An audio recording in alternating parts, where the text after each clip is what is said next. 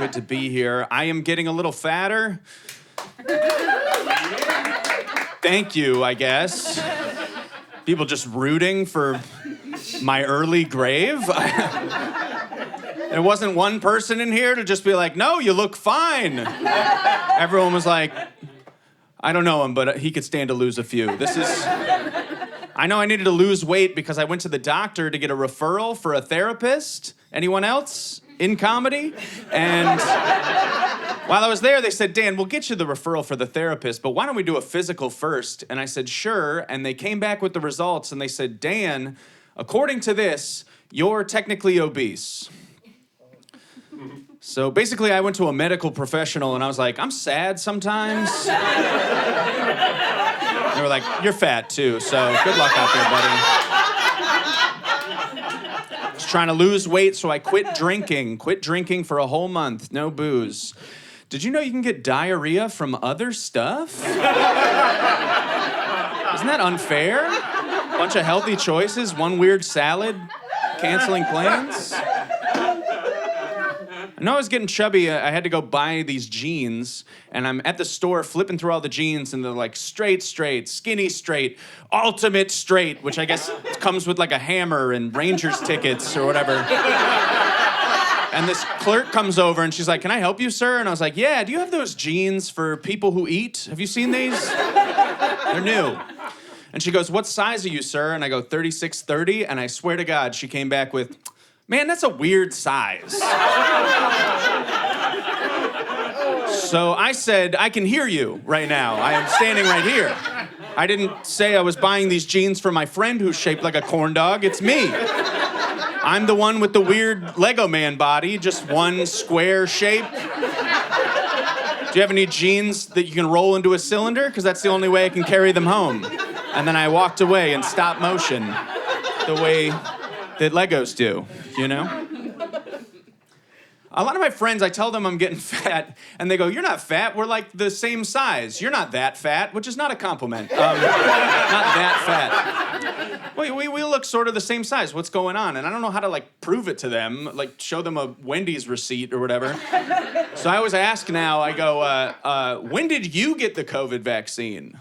And that's the bet settler. When did you get the COVID vaccine? Because they gave it to fatties first. I don't know if you guys... I hope you're not finding that out right now. Smokers and fat people. So we did it.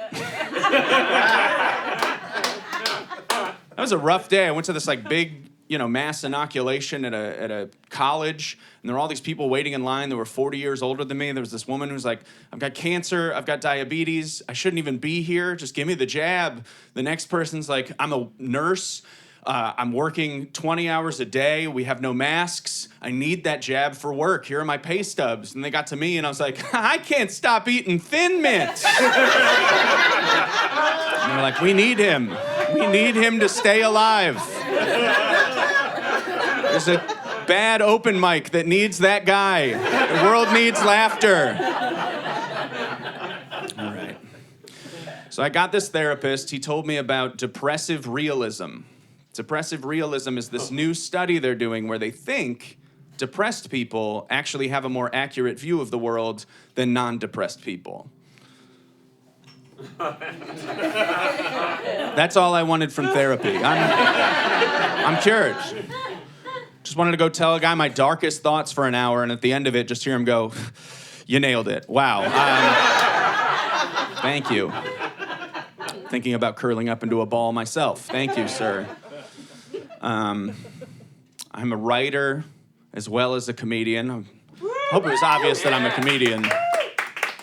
Writer, I write books for a living, and the cool thing about that is that if this stand-up thing ever doesn't pan out, I always have my fallback plan, killing myself. So, pretty good job mobility. Before that, I worked in a bookstore. That's why I'm speaking like I'm better than all of you. It's also why I have the fashion sense of a 5th grade substitute teacher. It's my thing. I feel like stand-up's a lot like substitute teaching. Most of you don't know who I am. I don't like any of you yet. And really, we'd rather just put our heads down, play 7-Up. This is exhausting. I'm tired. I'm very tired.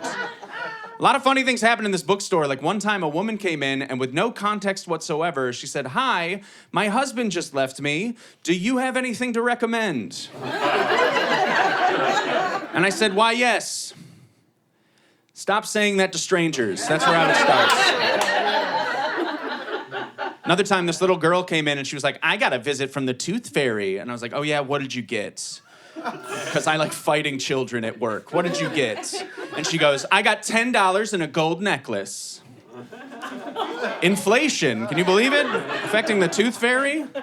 Started yelling at her. I was like, "How dare you say that to me? At my minimum wage job. What's wrong with you, you little 1%er?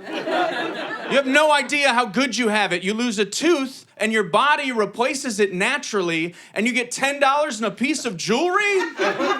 I'm in my 30s. If I lose a tooth and I want it replaced, I have to move back in with my parents. That's where I'm at." So things were not going well. So I went to a psychiatrist. They sell the pills, you know.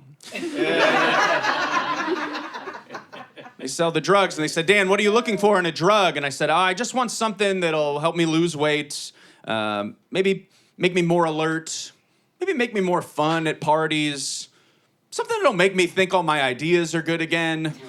And the more I described it, the more I was like, I'm just describing cocaine. I don't know. And they won't give that to you. I asked for all of us.